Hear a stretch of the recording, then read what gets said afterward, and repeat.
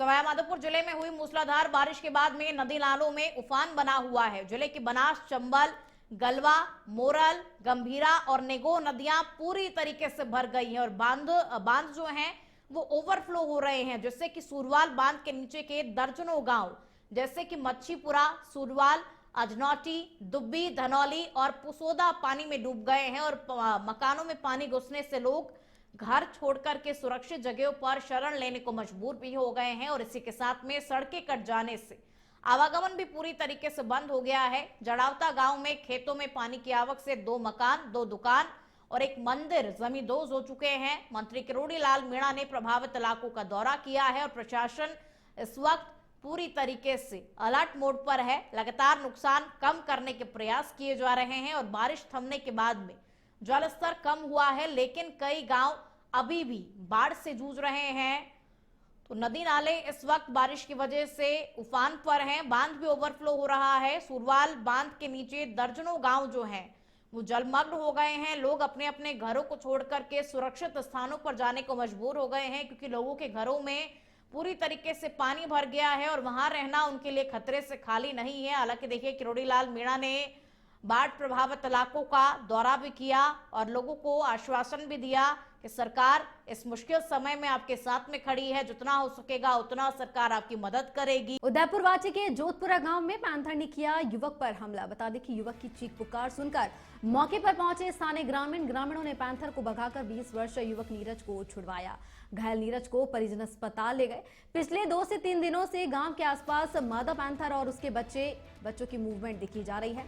उदयपुर वाटी रेंजर धर्मवीर मील की टीम मौके के लिए रवाना हो गई।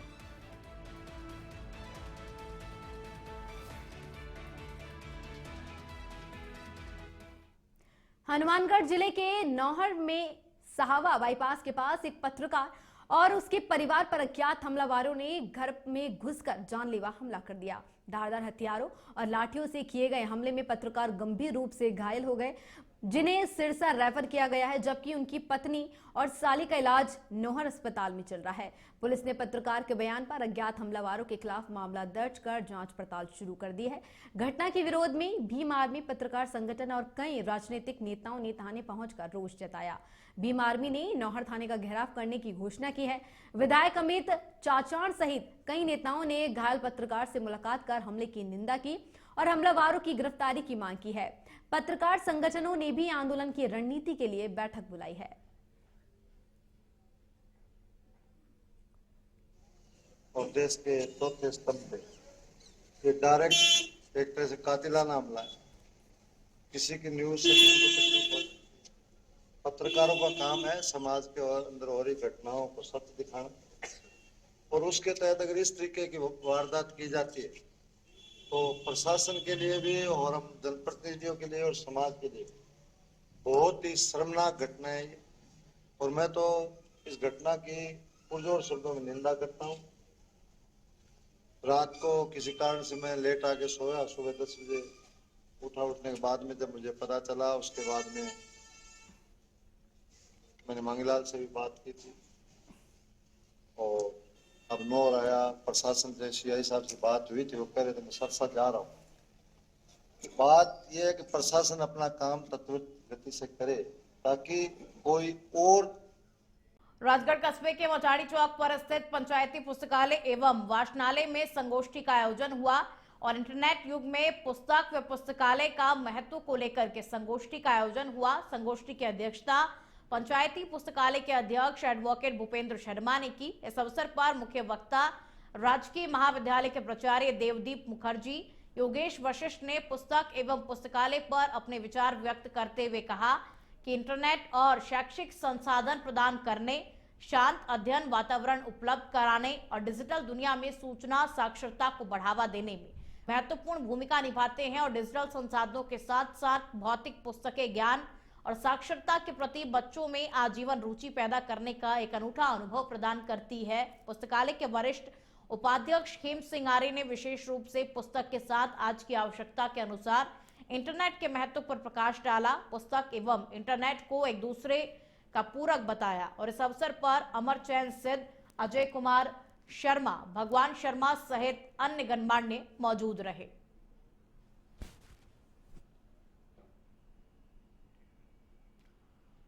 पुस्तक और इंटरनेट को एक दूसरे का पूरक बताया गया, क्योंकि आज के समय में बच्चे जो हैं वो इंटरनेट से पढ़ाई करते हैं। इंटरनेट युग में पुस्तक व पुस्तकालय के महत्व पर संगोष्ठी का आयोजन हुआ और इसमें बताया गया कि आज के इंटरनेट के युग में पुस्तक भी जरूरी है, पुस्तकालय होना भी जरूरी है, क्योंकि पुस्तकालय में बच्चे जाकर के पढ़ सकते हैं और अधिक जानकारी प्राप्त कर सकते हैं। अलग अलग तरीके की पुस्तकें वहां मौजूद होती हैं और उनसे जीवन में काफी अच्छा कुछ सीखने को भी मिलता है बच्चों को। इसलिए पुस्तक और इंटरनेट को एक दूसरे का पूरक भी इस संगोष्ठी में बताया गया और पुस्तकालय और पुस्तक के महत्व, पुस्तक पर महत्व डाला गया संगोष्ठी के अंदर।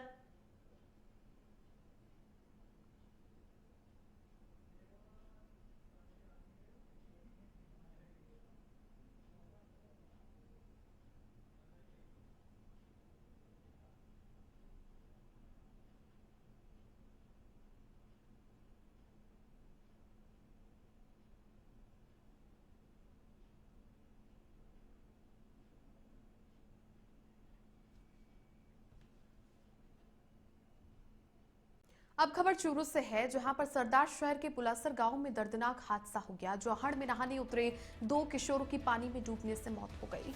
पानी में डूबने से शुभम और कृष्ण कुमार पारिक की मौत हो गई है।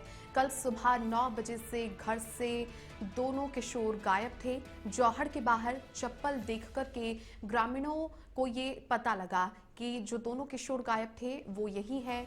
पानी में डूबने से शुभम और कृष्ण कुमार पारिक की मौत हो गई है। कल से ही वो घर से निकले थे, जिसके बाद से वो लापता थे। सरदार शहर के पुलासर गांव में दर्दनाक हादसा हो गया है। जौहड़ में नहाने के लिए ये उतरे दोनों किशोरों की पानी में डूबने से मौत हो गई है। ग्रामीणों ने उनकी चप्पल देखने के बाद में ये पता लगाया कि यही दोनों किशोर हैं जो कि घर से गायब थे। पानी में डूबने से शुभम और कृष्ण कुमार पारिक की मौत हुई। कल सुबह 9 बजे से घर से ही दोनों किशोर गायब हुए थे और जौहड़ के बाहर चप्पल देख करके ग्रामीणों को ये पता चला, जिसके बाद परिजनों को उन्होंने जानकारी दी।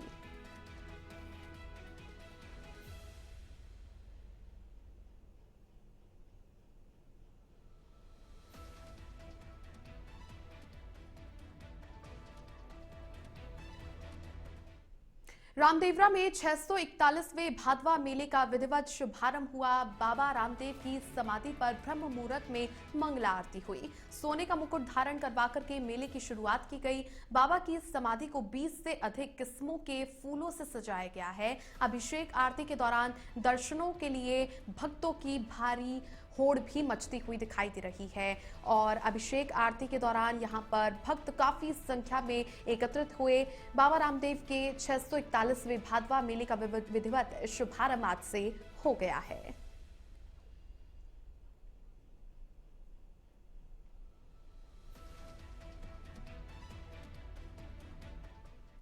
बड़ी खबर का रुख कर लेते हैं। प्रदेश के कई जिलों में भारी बारिश से बाढ़ जैसे हालात देखने को मिल रहे हैं। पीसीसी चीफ गोविंद सिंह डोटासरा ने अपील की है कि जयपुर, सीकर, नागौर, कोटा, बूंदी और बारा प्रभावित जो तमाम ऐसे जिले हैं, इसके तहत टोंक और सवाई माधोपुर में भी जनजीवन अस्त व्यस्त दिखाई दे रहा है। कांग्रेस के कार्यकर्ताओं से राहत और बचाव कार्य में आगे आने के लिए आग्रह पीसीसी चीफ डोटासरा ने किया है। मुसीबत में फंसे हुए लोगों को सुरक्षित स्थान पर पहुंचाने की अपील डोटासरा ने की। स्थानीय नागरिकों को नदियों और नालों से दूर रहने की सलाह भी पीसीसी चीफ डोटासरा ने की है। ऐसे में कांग्रेस के कार्यकर्ता बढ़ चढ़ करके आगे आए। ये जो तमाम जिले हैं जहां पर भारी बारिश का प्रकोप देखने को मिल रहा है, बाढ़ जैसी स्थिति देखने को मिल रही है, कई ऐसे जिले हैं। इसके अंतर्गत जयपुर, सीकर, नागौर, कोटा, बूंदी, बारा, टोंक, सवाई माधोपुर, ये ऐसे जिले हैं जो कि भारी बारिश से प्रभावित होते हुए नजर आ रहे हैं और इन तमाम जिलों के अंदर कांग्रेस के जो कार्यकर्ता है वो आगे बढ़कर के राहत और बचाव कार्य में आगे बढ़े, इसी का आग्रह है पीसीसी चीफ गोविंद सिंह डोटासरा ने किया है। उन्होंने अपील की है कांग्रेसी कार्यकर्ताओं से इन तमाम जिलों में लोगों की मदद के लिए आगे आए और मुसीबत में फंसे हुए लोग हैं उन्हें सुरक्षित स्थान पर पहुंचाएं।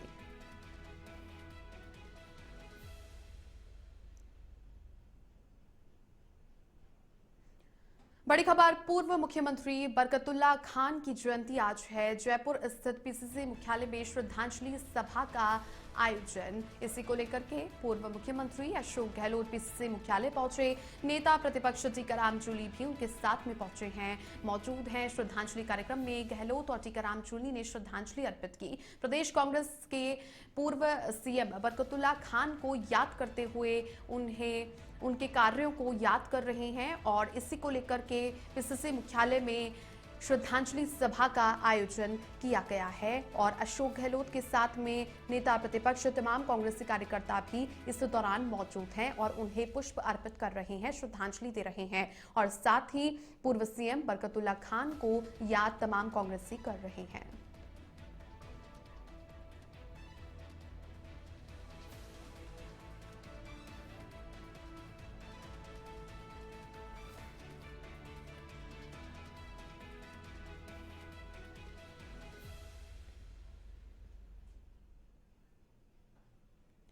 आगे बढ़ते हैं। उदयपुर जिले के गोगुंदा उपखंड क्षेत्र में पैंथरों की आवाजाही बढ़ती ही जा रही है। ताजा मामला इसवाल लोसिंग मार्ग का है, जहां पर कड़िया के पास एक पैंथर सड़क के बीच में आकर के बैठ गया। ये नजारा लोनसिंग बस स्टैंड से महज 200 मीटर दूर का है, जहां पर अचानक पैंथर को देख करके सड़क के दोनों ओर वाहनों की लंबी कतार लग गई। इस दौरान लोगों ने अपने मोबाइल में वीडियो बनाया, जिसे बाद में लोगों ने सोशल मीडिया पर शेयर किया। हालांकि ये वीडियो 2 दिन पुराना बताया जा रहा है। ग्रामीणों का यह कहना है कि आसपास घना जंगल होने के बावजूद गिट्टी खनन और थ्रेसर मालिकों के द्वारा अवैध ब्लास्टिंग से पैंथरों का प्राकृतिक आवास प्रभावित हो रहा है। इसी कारण अब पैंथर और अन्य जंगली जानवर आबादी क्षेत्र का रुख करने लगे हैं। इस घटना की जानकारी वन विभाग को भी दे दी गई है।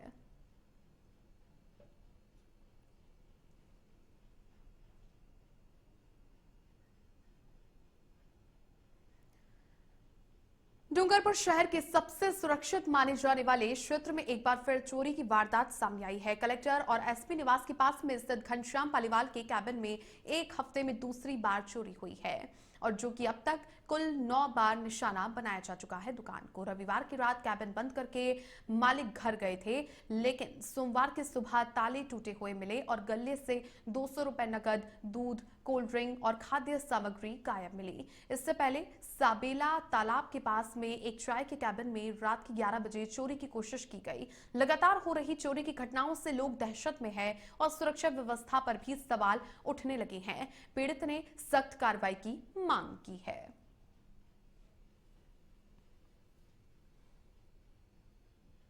एक बार 13 तारीख को चोरी हुई, फिर आज रात को फिर चोरी हुई है और आज भी मतलब लोग तोड़े और ये ठंडा वगैरह, दूध वगैरह और पेपर है और बिस्किट वगैरह सब जगह क्या कहेंगे? केस पड़ी थी, ज़्यादा नहीं, मतलब कि 400-500 रुपये की चिल्लर थी।